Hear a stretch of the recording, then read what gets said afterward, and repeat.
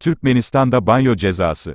Balkan velayatındaki okul çocuklarının ebeveynleri, Hazar'da çocuklarını yıkadıkları için para cezasına çarptırıldı. Türkmenistan'ın Balkan velayatındaki lise öğrencilerinin velileri, çocuklarının deniz kıyısında yürürken veya yüzerken kolluk kuvvetleri tarafından yakalanması halinde sorumluluk konusunda uyarıldıklarını belirten bir makbuz ve para cezası vermek zorunda kaldılar.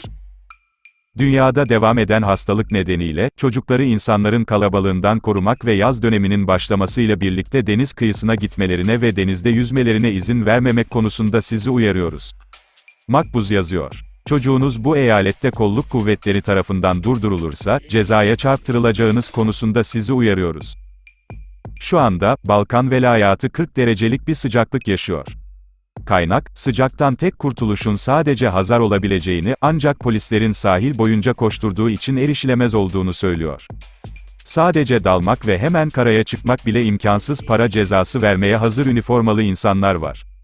Meteosörnal, Mayıs ayında Balkan velayatında yaşanan rekor sıcağı da bildirdi. Gazeteye göre, bugün 23 Mayıs, 1936'dan sonra Türkmenbaşı'nda sıcaklık asla artı 37,8'in üzerine çıkmadı. Ancak bu rekor bir yıl önce 2020'de de kırıldı.